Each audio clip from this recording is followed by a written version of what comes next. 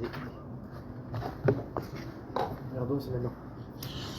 Alors regardez un des premiers rachis de la paracha qu'on a lu ce Shabbat. Vayiyu chaye Sarah mea shana ve'esrim shana ve'sheva shanim. Donc la Torah elle nous raconte que Sarah Imenu elle a vécu 127 ans. Shene chaye Sarah. Shene, c'est-à-dire shanim, les années de la vie de Sarah. Rashi nous dit lekach nirtav shana bechol klal uchlal. Pourquoi il écrit mea shana, esrim shana, sheva shanim? On répète le mot shana tellement de fois. Lomar lecha shekol echad nidrash leatzmo.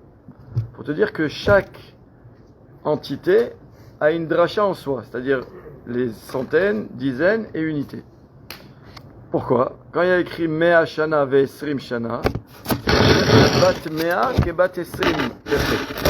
Quand elle avait 20 ans, elle était comme à 20 ans. Quand elle avait 100 ans, pardon, elle était comme à 20 ans en ce qui concerne les fautes.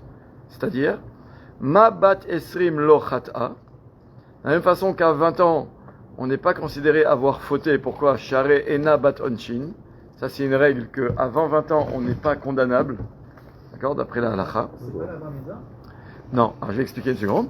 Af bat mea belochet. À 100 ans aussi, elle n'avait pas de faute. Ou bat mea ke bat sheva. Les yofi. Et à 20 ans, elle était comme à 7 ans en ce qui concerne la beauté. Alors déjà, il faut faire une précision. C'est que quand on arrive à l'âge de 13 ans pour un garçon ou 12 ans pour une fille, on arrive à l'âge de la bat ou la bar mitzvah. C'est quoi en fait la bar mitzvah? C'est que maintenant, on devient metzouvé. C'est-à-dire, on devient tenu, obligé de faire les mitzvot. Donc ça veut dire que quand un enfant, par exemple, avant de boire un verre d'eau, il fait la bracha shiakol. Il le fait, comme ça s'appelle dans la halacha, mishum chinuch. Il le fait parce qu'on l'a éduqué comme ça. Il a vu son père faire, il reproduit, ou bien le père il lui a appris. Quand je veux manger un gâteau, je fais mes zonotes. Quand le fils il fait Shabbat. Quand le fils tout ce qu'il fait, tout ce que fait un enfant avant la bar mitzvah, il est eno metzouvé. Il n'est pas tenu, il n'est pas obligé. Il n'a pas reçu les mitzvot encore. À 13 ans ou 12 ans pour une fille, là tu es metzouvé veosé. Mais c'est pas parce que tu es metzouvé que si tu ne fais pas, ou si le pire, tu fais même des avérotes, que tu es déjà condamnable. Tu es obligé de faire. Je suis obligé de mettre les tefilines, je ne les mets pas. Maïe. Alors la halakha, elle te dit que jusqu'à 20 ans, on n'est pas bar onshin. Ça veut dire que, imaginez à l'époque, on avait le Bet Amikdash, on avait le Sanhedrin. Quelqu'un fait une avéra. S'il y a des témoins qu'il a fait une avéra, on le fait venir au Beddin, le Beddin est le juge, il est chayav malkout. Oui, Nagid, il doit prendre 39 coups. S'il a moins de 20 ans, on ne le donne pas. Il n'est pas condamnable. Avant 20 ans, tu n'es pas bar onshin. C'est pour ça que dans les yeshivot, c'est l'habitude que quand les bachorim, à la yeshiva, c'est toujours les bachorim, ils ont l'âge de. C'est les années où ils vont faire 20 ans. En général, il y a écrit comme ça que c'est bien la nuit de ces 20 ans d'étudier toute la nuit. Et on l'a fait à la yeshiva parce que Kelou, on veut montrer que on passe à un cap. On a fait la bar mitzvah, c'était une chose qu'on a eu 13 ans, mais maintenant, c'est plus sérieux encore. C'est-à-dire que maintenant, chas v'shalom, si je fais une avéra, je suis bar onshin. C'est-à-dire que je suis vraiment un homme qui doit assumer, qui suis potentiellement condamnable, chas v'shalom, pour une avéra, etc. D'accord? Donc là, Rashi veut nous dire qu'à 100 ans, elle était comme à 20 ans. C'est-à-dire de la même façon que quand elle était à 20 ans, on considère qu'il n'y a pas de faute, puisque de toute façon, tu n'es pas touchable, tu es intouchable. À 100 ans, elle était de la même façon. Et à 20 ans, elle était comme à 7 ans, les yofi. Ça, c'est la première partie du Rashi. Rashi continue sur le 3 derniers mots du verset. Shene chaye Sarah. On vient de te dire, Vayiyu chaye Sarah. Voici la vie de Sarah. 100 ans, 20 ans, 7 ans. Shene chaye Sarah, les années de vie de Sarah. Il y a une répétition. Rashi dit, pourquoi Shene chaye Sarah? Pourquoi on répète ça? Pour apprendre aussi quelque chose au nom du Midrash. Écoutez bien les 3 mots de Rashi. Kulan shavin letova. Toutes les années, ok, on a dit 100 ans comme à 20 ans, 20 ans comme à 5 ans. Tachles, il y a 127 ans. Les 127 années de Sarah, Kulan, toutes, Shavin letova. C'est quoi Shavin? Shavé. Elles sont égales, elles se ressemblent. Letova, du bien. C'était que des belles années. Voilà ce que dit Rashi. tous les Mefarshim, ils posent une question, c'est une des questions les plus connues sur notre paracha. Il dit, viens, on va voir très vite la vie de Sarah Imenu. Rappelez-vous ce qu'on a raconté à la fin de Parashat Noach, que Terach, il a eu 3 enfants. Il a eu Abraham, Haran et Nachor. Ouais. Haran, il a eu des enfants aussi, dont une, c'était Sarah. Avi Milka, Vavi Iska. On dit Milka, c'était Milka, et Iska, c'est Sarah. Haran, il est Niftar. Rappelez-vous dans quelles conditions il a été tué, Haran. Quand Abraham a été jeté dans la fournaise, Haran, on lui a dit, et toi? Il a dit, ah, maintenant que je vois qu'il est sorti vivant, alors moi aussi je saute. Il est rentré, il est mort. Quel âge elle avait Sarah à ce moment-là? Le Midrash, il nous dit, elle avait 7 ans. C'est-à-dire, Sarah, déjà à l'âge de 7 ans, elle est devenue orpheline. Donc, elle n'a pas commencé la vie facilement. C'est dur. Après, les années passent. Un beau jour, elle se marie avec Avraham Avinu. Toutes les épreuves d'Avraham Avinu, Sarah, elle est concernée. Lech lecha. Hachem lui dit pas partir seul. Et même, donc il se retrouve à prendre Vaïkach Avraham, et Sarah Yishto, et Lot Belachiv. Donc d'un coup, du jour au lendemain, Sarah, elle doit bouger avec lui. Du jour au lendemain, Sarah, elle est mariée, elle n'a pas d'enfant. Longtemps, des années. Sarah, un jour, qu'est-ce qui va se passer? Abraham, son mari, part dans des guerres contre les rois de Sodome. Elle est sûre qu'il va mourir, puisque Abraham, il part dans cette kavana, qu'il ne va pas revenir vivant. Et Baruch Hashem, il va avoir un aise.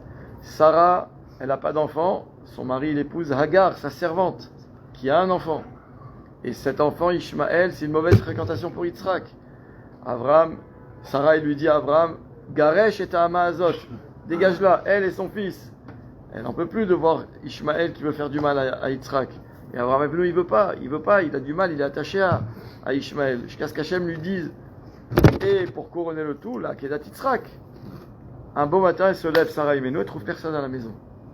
Elle s'est couchée la veille, il y avait son mari, il y avait son fils unique, qu'elle a tellement attendu. Elle se réveille un matin, il n'y a personne. Il est où Abraham? Il est où Yitzhak? Le Satan, il vient lui dire, ton mari, il est allé faire la shrita à ton fils. C'est pas une épreuve ça pour Sarah Imenu? Comment Rashi peut nous dire, en citant le Midrash, Kulan Shavin le Tova. Elle a eu une vie détendue, Tova, paisible, de détente, sans stress. Sarah Imenu, tu peux dire ça? Kulan, toute la vie. Depuis qu'elle est petite, elle souffre, la malheureuse. Une foi envers Hachem. Hein? Elle a une foi envers Hachem qui n'avait pas. Elle savait que tout venait d'Hachem, tout était pour le bien à chaque fois. C'est pour ça d'ailleurs que ce que vous avez dit la semaine dernière, que l'Etzara lui a dit que et il n'a pas réussi, il n'a pas fait la Hakeda et c'est de ça qu'elle en est morte. Et elle n'a pas accompli la volonté d'Hachem. Amen. C'est vrai, mais quand Rachid te dit Kulan Shavin le Tova, il veut te dire objectivement, elle a eu une vie Tova. Que tu me dis, elle avait de la Emouna, c'est une chose. Mais là, comment Rachid peut le dire? Elle a eu une vie, une bonne vie. Parce qu'on l'a perçu. C'est ça. On l'a perçu comme une bonne vie. Bien fait. Donc en fait, déjà, on avance. Déjà là, vous êtes en train de dire quelque chose qui est vrai. C'est qu'en réalité, le Tov ou le Ra, c'est la façon dont on vit l'événement. Déjà, ça change tout. Parce que des fois, on voit quelqu'un, on a l'impression qu'il souffre, alors que lui est le plus heureux des hommes. Ou le contraire. Ou pas. C'est-à-dire qu'en fait, que c'est moi, chacun quoi, qui décide est-ce que l'événement que je vis, il est bon ou mauvais. C'est moi qui décide. Mais comment je fais pour faire ça? Comment je fais pour faire ça? Qu'est-ce qu'il faut pour rendre un événement tov? Comme Jordan l'a dit, je pense la Emouna. Ça veut dire prendre chaque épreuve avec la conviction que c'est pour le mieux. Il a fait Meron. Et comment je sais si j'y suis arrivé? Si je suis Bessimcha. Alors je vais vous dire ce qu'il dit le Sfat Emet. Il dit quelque chose qui va dans ce sens, mais j'ai trouvé magnifique comment il a dit. Il veut dire en fait que tout dépend de ce qui s'appelle dans les termes du Sfat Emet le Maor Panim. Ça veut dire en fait, il dit comme ça. Sarah Imenu, rappelez-vous quand Rivka, quand Yitzhak a épousé Rivka, écrit Vayevi Eha, il l'a conduite, il l'a amenée dans la tente de Sarah, sa mère. Et Rachid nous dit sur place, comment il a su que c'était sa femme? Parce qu'en fait, il a vu que tout ce qui avait disparu à la mort de sa mère est revenu quand elle est rentrée dans sa tente. Qu'est-ce qu'il y avait dans la tente de sa mère? Il y avait le nerf de Shabbat, il restait allumé du vendredi au vendredi suivant. Il y avait un Anan Kashour à la Oel. Il y avait un nuage au-dessus du Oel. Il y avait la bracha. Et il y avait la bracha Baïssa, dans la pâte. D'accord ou pas? Elle faisait 1 kilo de pain. Ça suffisait pour nourrir tous les invités de la journée. D'accord? Enfin, elle faisait 2 kilos, parce que j'imagine qu'elle faisait Fachatra. Voilà. D'accord? En tout cas, ça suffisait pour Blissov. Bracha, il y avait la bracha Baïssa. Quand Sarah Imenu allait Nifteret, tout ça, ça s'est arrêté. Et Rivka rentre dans la tente, tout revient. Le Shem Mishmoel, le Sfatemet, il le ramène. Enfin, il le ramène pas, parce que c'est avant, mais il dit la même idée. Le Shem Mishmoel, il dit comme ça. C'est quoi cette idée de la lumière, de la bougie du Shabbat, qui est allumée du vendredi au vendredi suivant? Il dit comme ça quelque chose de magnifique. Il veut dire en fait, qu'est-ce qui se passe chez le juif le Shabbat? Le Shabbat, il est écrit d'ailleurs dans la Gemara, Ba Shabbat, Ba'a Menucha. Le Shabbat arrive, le repos arrive. Alors les gens ils comprennent que ça veut dire le Shabbat c'est la sieste. C'est pas ça le pshat. C'est qu'en fait, quand un juif entre dans le Shabbat, un juif qui a la chance d'être shomer le Shabbat, dès qu'il entre dans le Shabbat, qu'est-ce qui se passe? Il se passe un phénomène magique, c'est que le juif, il atteint un niveau de détente et de nachat, menucha et nachat, c'est la même étymologie, de nachat incroyable. Ça veut dire, imaginez, le Shabbat, on ne touche plus au portable. Le Shabbat, rien ne va m'atteindre. Même s'il y a des gens qui me mettent du stress toute la semaine, des rendez-vous, Shabbat, je suis déconnecté. On est d'accord ou pas? C'est-à-dire, le Shabbat, je suis dans une menucha à nefesh, d'accord, une menucha dans ma tête, qui est incroyable. Et le Shem Yishmael, il va expliquer que, vous savez comment on dit en hébreu le visage? Panim. Panim. Les Chachamim disent pourquoi le visage s'appelle Panim? Parce qu'en fait, Panim, c'est les mêmes lettres que Pnim. En fait, ton visage reflète ton état d'âme, ce que tu as en toi. Maché Bifnim, Bapanim. Ce qui est dans toi, ce que tu ressens, ce que tu vis, en fait, ça se reflète sur ton visage. Le visage du juif, le Shabbat, il dégage une lumière. Il nous dit, le Shem Ishmael, c'est ça, le ner Shabbat. C'est ça les nérotes que la femme elle allume le Shabbat. C'est-à-dire que quand la femme elle allume le Shabbat, elle vient dire, je suis en train d'allumer la lumière qui, si on est Shomer Shabbat, se reflète sur nos visages. Toute la famille. Combien de gens ont fait Teshuvah? Combien de gens raconteront? Et d'ailleurs, tous les irgonim de Teshuvah, vous savez, tous les organismes qui font faire Teshuvah, Arachim, etc. Qu'est-ce qu'ils font? C'est inévitable, c'est incontournable. Ils prennent une famille, ils lui disent, regarde, tu veux faire Teshuvah? J'ai moi des familles parraines. Va chez cette famille passer un Shabbat. C'est magique. Le gars, il arrive, il rentre dans une famille à Bnei Brak, il passe un Shabbat, il est transformé. Makara. Parce qu'en fait, où c'est qu'on voit, nous, les religieux? Un pas religieux. Il les voit dans tout ce que les médias ils disent d'eux. Ils viennent à Bnei Brak, ils filment en semaine, machin truc. Tu sais pas, c'est pas ça. Viens voir ce que c'est. Quelqu'un qui est Shomer Shabbat, quelqu'un qui est Shomer Torah ou Mitzvot le Shabbat. Rentre dans sa maison. Et pourtant, c'est des gens qui n'ont pas beaucoup de moyens, qui ont des 15 enfants, qui sont débordés. Ba Shabbat, ba Menucha. Il y a le ner d'Alouk. Pourquoi vous croyez que c'est une si grande bataille? La Gemara, ce qu'elle nous raconte, on a déjà cité la Gemara dans Shabbat, que quand le juif il rentre chez lui le vendredi soir, il est accompagné par des malachim. Et là, il y a deux cas de figure. Mais dans le cas de figure idéal, là, il est en danger le juif, là, à ce moment-là. Pourquoi? Parce qu'il y a un bon malach et un mauvais malach. Quand il rentre chez lui, il ouvre la porte, il dit Shabbat Shalom. Si là, il y a la lumière du Shabbat, la maison elle est calme, les nérotes sont allumées, la table elle est posée, on n'attend que le mari pour faire Shalom Aleichem, pour le Kiddush. Qu'est-ce qu'il y a écrit? Le bon malach, il dit Yehi Ratson, que ce soit la même chose Shabbat prochain. Et le mauvais malach, One Amen Ba'al Korcho, c'est écrit.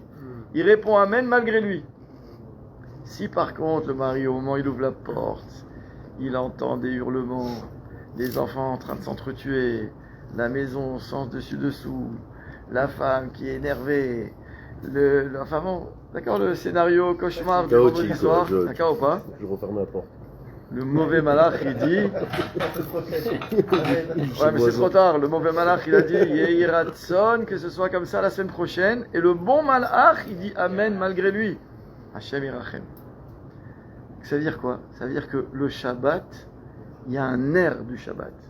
Et quand on dit ner Hachem Nishmat Adam, que la Neshama, c'est un ner d'Hachem, quand la femme, elle allume les nérodes du vendredi, en fait, la femme, elle allume ce ner qui va se voir à la panim, sur le visage du juif. C'est ce que le Sfat Emet appelle le Maor Panim, la lumière qui se dégage du visage de chaque juif pendant Shabbat, quand quelqu'un fait le Shabbat. Alors il veut dire en fait que quand Rashi cite le Midrash, nous dit que dans la tente de Sarah Imenu, le nerf du Shabbat restait allumé du vendredi au vendredi suivant. Vous savez ce que ça veut dire? Ça veut dire que Sarah Imenu avait une force. C'est que cet état d'âme, ce niveau de nachat qu'elle avait le Shabbat, en fait, elle réussissait à l'emporter avec elle pendant toute la semaine. C'est pas nous, Motzei Shabbat, on éteint la bougie de l'Abdallah. On a éteint la bougie. On a éteint la bougie jusqu'au vendredi soir prochain, où la femme, elle va redire la dlikner, elle allume les nérodes du Shabbat. Là, la lumière, elle revient. Sarah Imenu, Motzei Shabbat, dimanche, lundi, jeudi, vendredi soir, c'était la même lumière. Le même Maor Panim. Et en fait, c'est ça que Rashi veut nous dire. Shene Chaye Sarah, Kulan Shavin Letova. Ça veut dire que Sarah Imenu, comme ça a été dit, tous les événements de la vie qu'on a cités, elle est devenue orpheline, elle a eu des soucis, elle n'avait pas d'enfants, toutes les épreuves. Elle s'est retrouvée captive chez Paro, chez Avimelech, roi des Pélishtim. J'ai pas tout dit, hein. Elle en a eu des galères. Elle en a eu des épreuves, Sarah Imenu. Mais toutes les épreuves, elle les vivait tellement bien que, écoutez bien, son visage ne changeait jamais. C'est ça en fait le test. Tu peux dire oui, allez merci Hachem, tout est pour le bien. Puis tu fais une tête de Tisha B'Av. Non, le test, c'est quand je te croise dans la rue, est-ce que tu as toujours le sourire? Si tu as toujours le sourire, bien qu'il vient de t'arriver à une galère monumentale, c'est que tu es comme Sarah Imenu. La lumière du Shabbat ne s'est pas éteinte. C'est authentique. Et ça, Sarah, on dit d'elle, on nous dit d'elle, Shene, Chaye Sarah, Kulan Shavin Letova. Le Sfat Emet, il dit de là, il faut apprendre une chose. C'est que un juif, il n'a pas le droit de faire payer aux autres les épreuves qui lui arrivent à lui. J'explique. Quand Loalenu, quelqu'un, il a un souci au travail, il a un souci de parnassa, un souci de santé, il a un souci de chinour de ses enfants, il a un souci, l'ochaser, il manque pas malheureusement dans la vie des raisons d'avoir des soucis. Comment moi je vis ce souci? D'abord, ok, je vais me travailler, Maïmouna, mon bitachon b'Hachem, merci Hachem, modim anachnulach, mizmor letoda, tout ce que tu fais c'est pour le bien, c'est déjà un pas grandiose. Mais encore, si malgré ça, le souci m'atteint et change mon visage, et que je marche un peu courbé dans la rue, et que je pense à mes soucis, que j'ai perdu mon sourire et ma bonne humeur, et que quand je croise quelqu'un dans la rue, un ami, il me dit qu'est-ce qui t'as pas l'air bien, et du coup à cause de ça, on va se quitter, et puis lui il se pense, ah là, je l'ai vu, il avait pas l'air bien, il faut que je vérifie comment je peux l'aider. Du coup je lui ai créé du souci, il dit mais attends, le Sfat Emet il dit, toi tu as des soucis, pourquoi l'autre il doit payer ses soucis? Pourquoi l'autre maintenant il doit penser comment il peut t'aider pour une galère que tu traverses? Comment il sait Birklal tu as une galère? Est-ce que tu as fait une tête comme ça? T'as pas le droit. T'as pas le droit. Sarah Imenu elle l'a pas fait. Sarah Imenu elle en a eu et pourtant Kulan Shavin Letova, le Sfat Emet il dit, elle avait toujours le même visage, c'est-à-dire la même lumière, le même regard, le même sourire.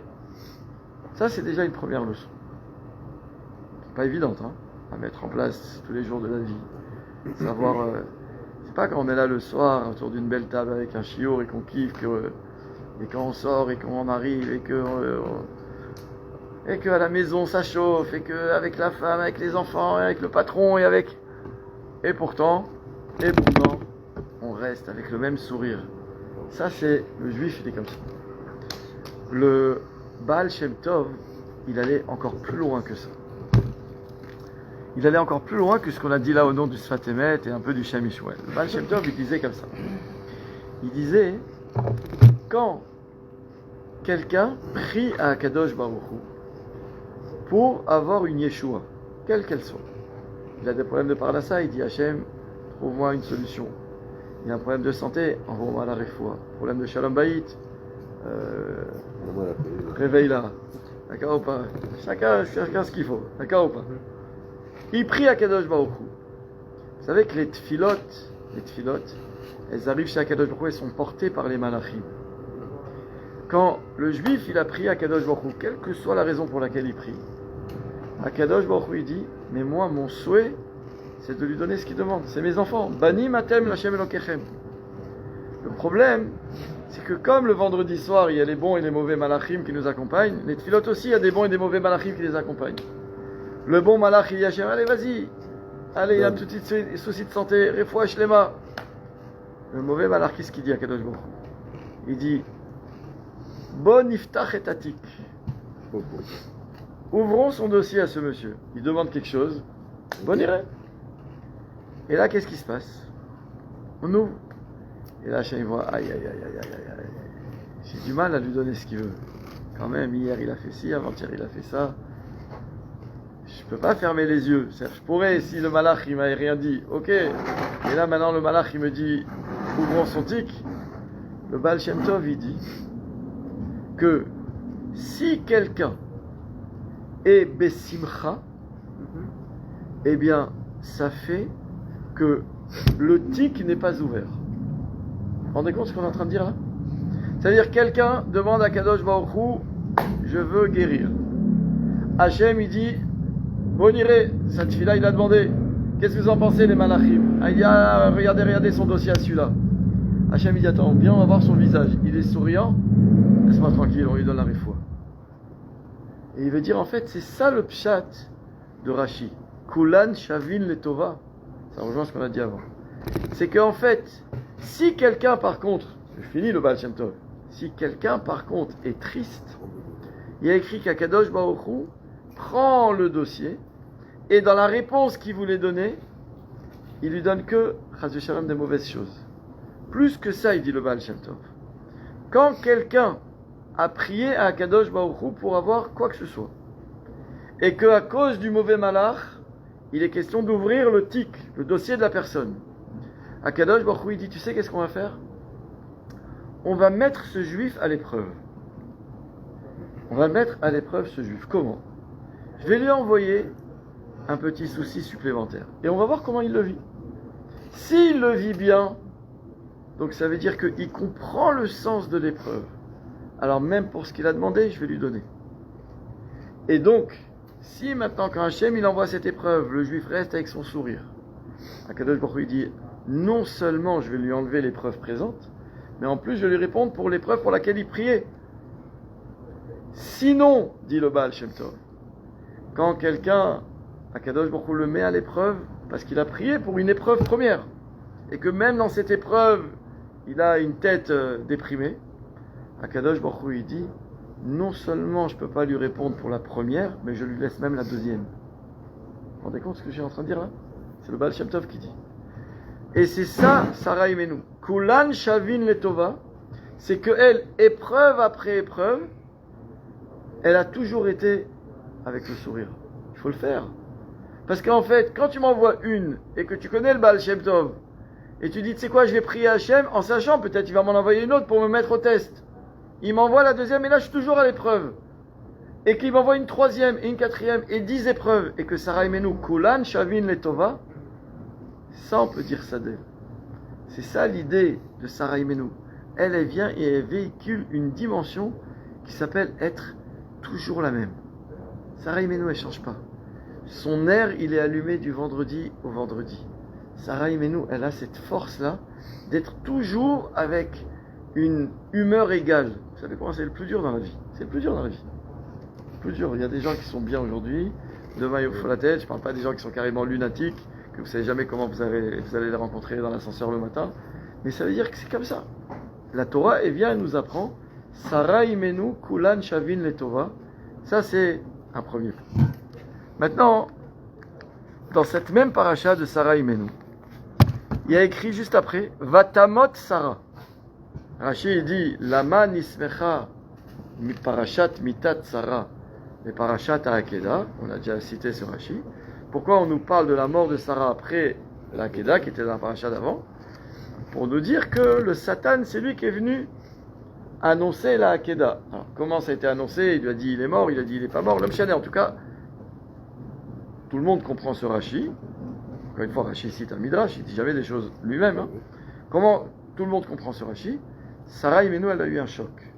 Ou un choc parce que on lui apprend que son fils, son mari l'a pris pour le tuer.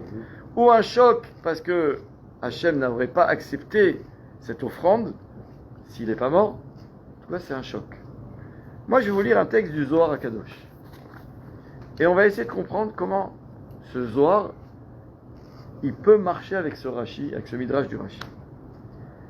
Vatamot Sarah bekiryat arba, hi Chevron be'eretz Kenaan. Ça, c'est le verset. Vatamot Sarah bekiryat arba, dit le Zohar, zo kiryat shema. Parce que nous, on dit kiryat arba. C'est quoi kirya en hébreu? Kirya. Kiryat, non. Kirya, c'est kuf, resh, yud, tav. Quand on dit kiryat amemshala, l'Avdil. Pas les géants. C'est quand il y avait. Je sais pas. Non. Quoi les géants? C'est pas par rapport aux 4 enfants qu'il a eu. Ils étaient géants, les 4 enfants. Ah, ça c'est arba. Oui, Arba. Oui, mais kirya. Qu'est-ce que ça veut dire kirya? Quand vous écoutez au Khadashov, vous savez, quand Bibi il est allé la nuit de la guerre de l'Iran, il était Kiryat Amemshala, à Tel Aviv là-bas. Une Kirya, une Kirya, c'est d'abord ça désigne un lieu, toujours, d'accord, mais c'est comme un quartier, d'accord. Les quartiers les quartiers comment on dit, du gouvernement, tu vois, les quartiers. Comment on dit, on va dire. Ouais, le quartier général. La reine, elle s'est retirée dans ses quartiers. Ça veut pas dire son quartier, un quartier de Ranana ou un quartier de Paris. Quartier, d'accord, pas. C'est une zone comme ça, d'accord, géographique, d'accord, qui s'appelle une Kiria. Donc c'est écrit Vatamot Sarah, Bekiryat Arba. Sarah est morte dans ce lieu qui s'appelle Kiryat Arba. Jusqu'à aujourd'hui, on peut aller à Kiryat Arba. À Jérusalem, il y a un quartier qui s'appelle Kiryat Moshe. D'accord? Kiria, c'est un mot courant en hébreu. Kiryat Motskin, d'accord? Il y en a, ok. Le Zohar, lui, il veut te dire, oui, mais Kiria, ça me fait penser à Kriya, avec un Aleph cette fois-ci, qui veut dire la lecture. Je savais Oui, attends.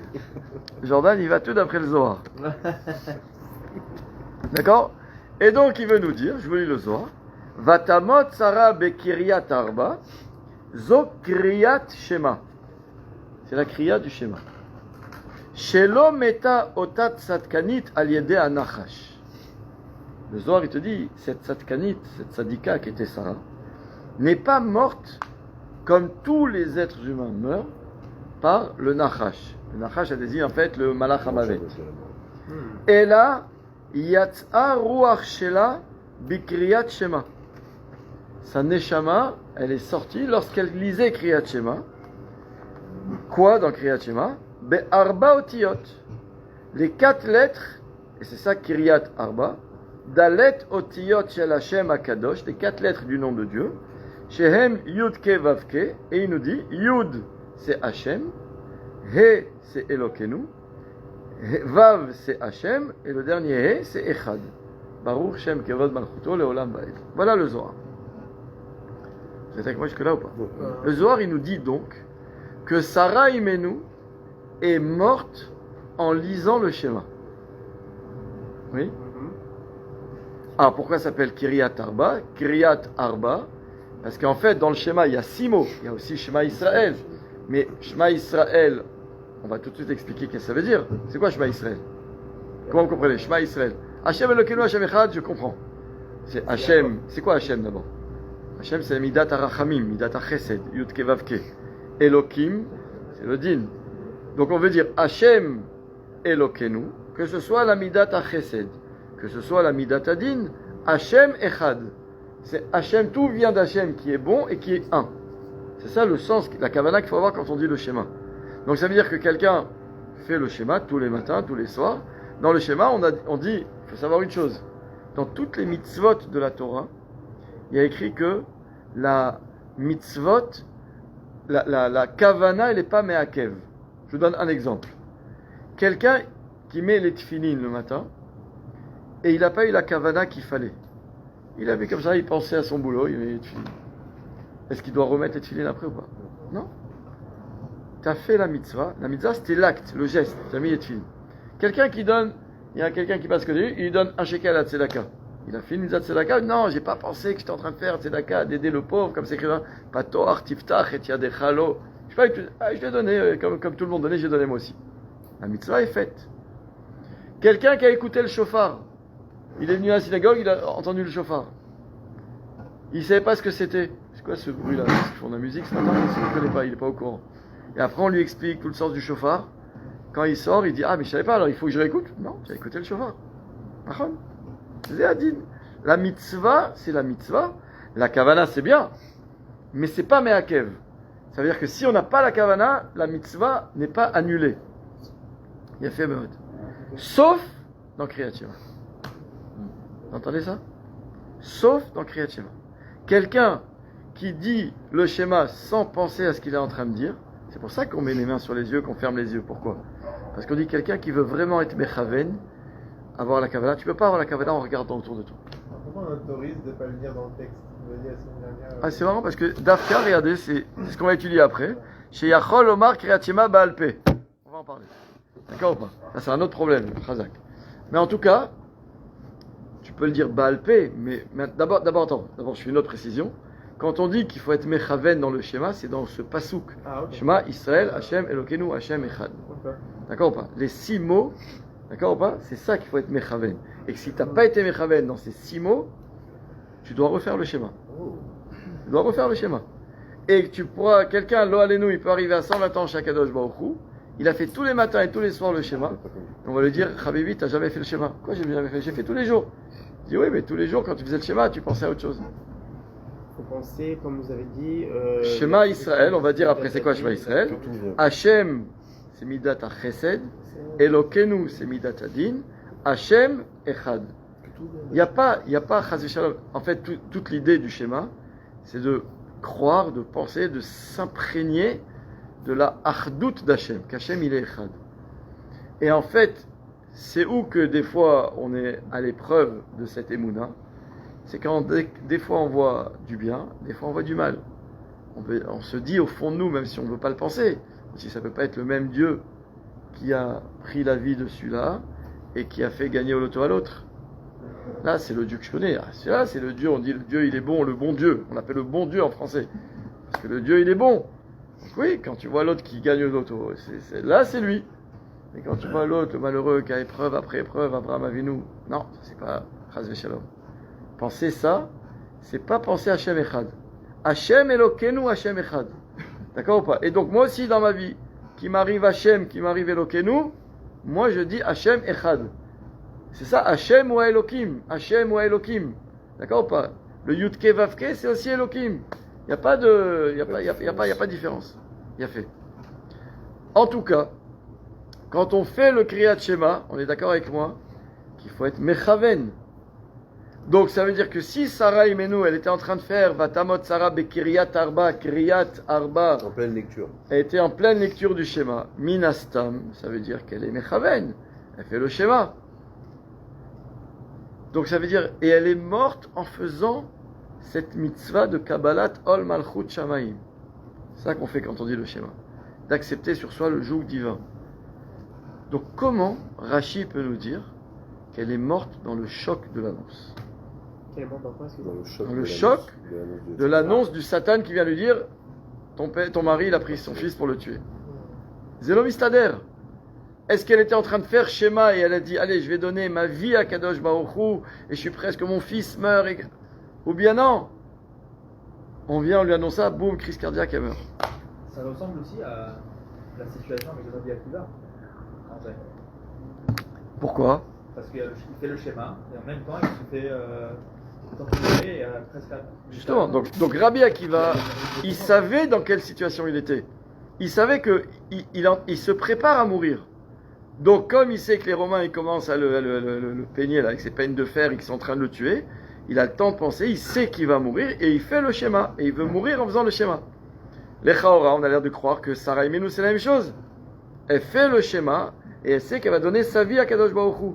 Oui, mais Rashi me dit, non, elle était chez elle tranquillement, le Satan il vient lui dire, ah tu sais où il est ton fils, il est en train de se faire shriter par ton mari.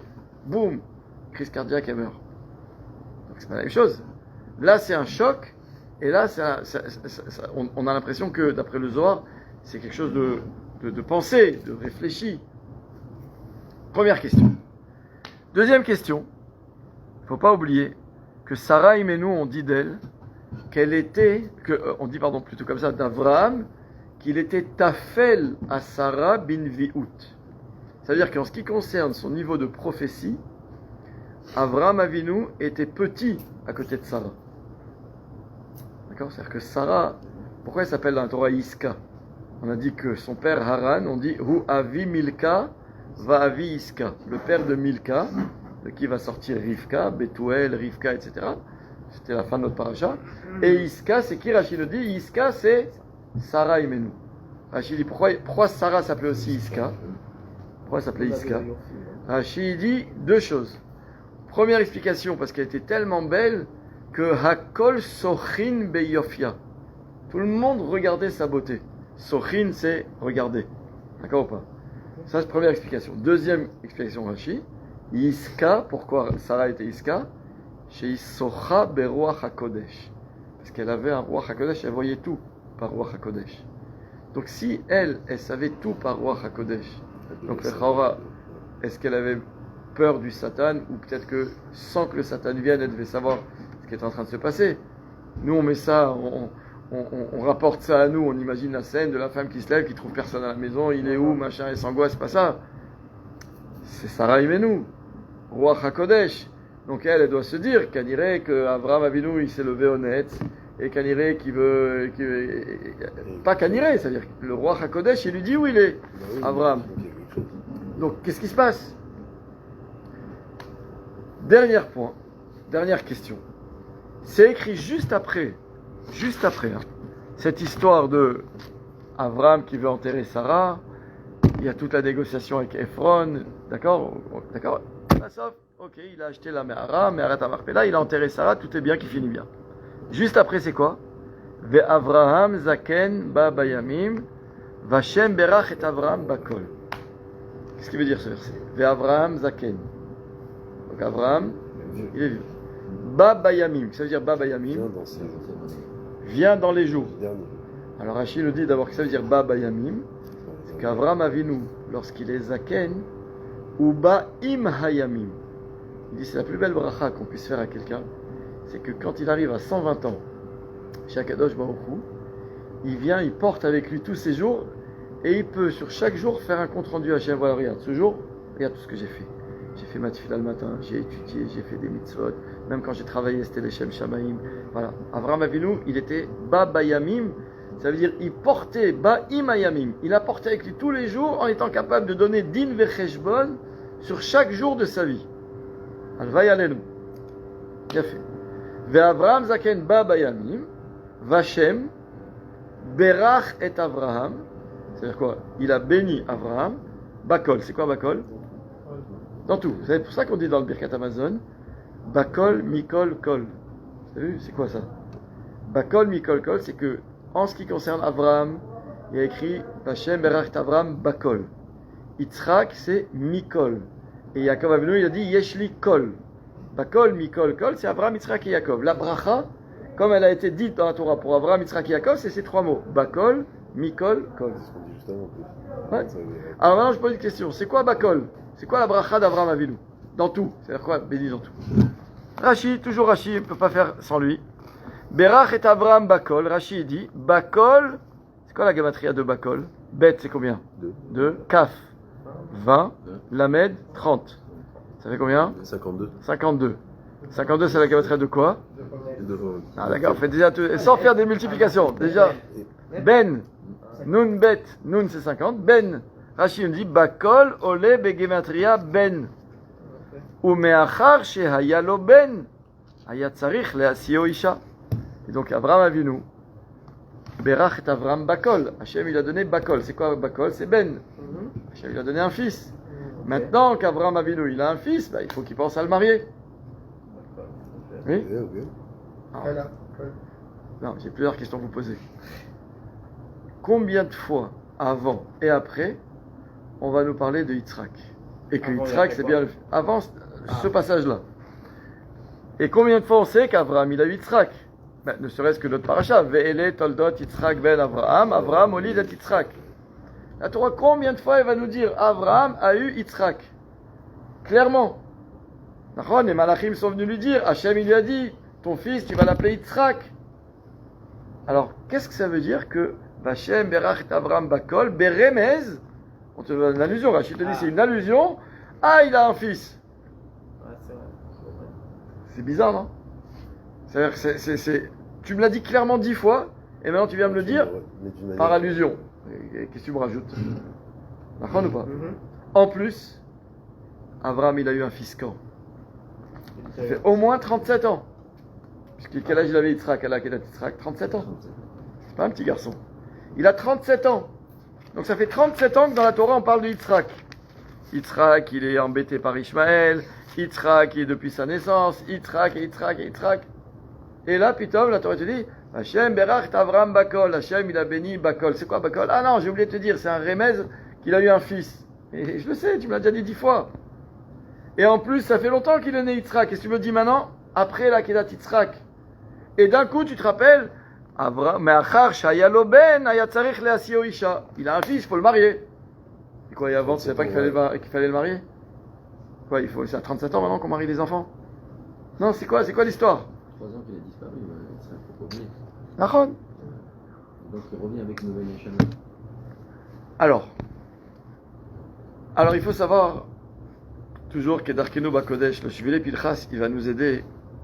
Il va nous dire quelque chose, mamage de un yesod nifla beyoter. Il va nous dire en fait que c'était quoi la Akedat Yitzhak. La Akedat Yitzhak, c'est Hachem qui dit à Avraham Avinu, Kachna et bincha et yichidecha asher ahavta et Yitzhak, velech lecha el eretz veha'aleu sham leola al achadarim asher omar elecha. Donc prends ton fils, etc. Tu vas le monter. Il n'y a pas écrit tu vas lui faire la shrita, ni que tu vas le tuer. Donc je sais, d'accord. Maintenant, c'est quoi profondément le sens profond de l'épreuve, du Nisayon de Avraham Avinu? Les Chachamim ils expliquent la chose suivante. Avraham Avinu, on sait depuis le début que sa mida à lui, c'est midat achesed. On est d'accord ou pas? Toutes les épreuves qu'Avraham Avinu a vécues jusque-là, c'était pour vérifier jusqu'où va son chesed. Ça veut dire, son chesed, c'est quoi? C'est quoi en fait le chesed? Le chesed, c'est sortir j'ai de l'argent dans ma poche, je sors de ma poche, je fais du chesed. J'ai des kochot, chacun a des forces en lui, mais on aime bien garder nos forces pour nous, pour aller faire un jogging, un truc. Non, mais là, putain, je te dis, va aider ton voisin à faire un déménagement. Donc, sors tes potentialités pour l'autre. D'accord ou pas? Avraham Avinu, il a une tente. Il pourrait être tranquillement dans sa tente assis, manger lui, Sarah et Yitzhak. Et il ouvre, il fait 4 portes pour que tout le monde puisse venir manger dans sa tente. Ça veut dire, tout ce qu'il a en lui, il le sort vers les autres. D'accord ou pas? Le problème, il est où? Et donc, quand Hachem, il dit à Avraham, Lech Lecha, quelque part, c'est toujours la même idée. C'est que moi, je suis bien installé, tu me dis, sors. En Baya. Tu me dis, Garesh Hamazot, renvoie cet enfant, en parlant de Ishmaël. D'accord ou pas? Là, maintenant, Akadosh Baruch Hu, il dit à Avraham, Kachna et bincha et yichidecha. Les Chachamim, ils nous disent, en fait, le Nisayon de Avraham, c'est quoi à ce moment-là? C'est que lui qui est Kulo Chesed, qui est que Chesed, et qui s'est fait connaître dans le monde entier pour cette mida de Chesed. Non seulement il s'est fait connaître en étant lui comment on dit, l'ambassadeur du Chesed, mais plus que ça, il s'est battu dans le monde contre les mauvaises midotes. Tout le problème qu'il avait de l'idolâtrie, c'était pas que la croyance en un Dieu.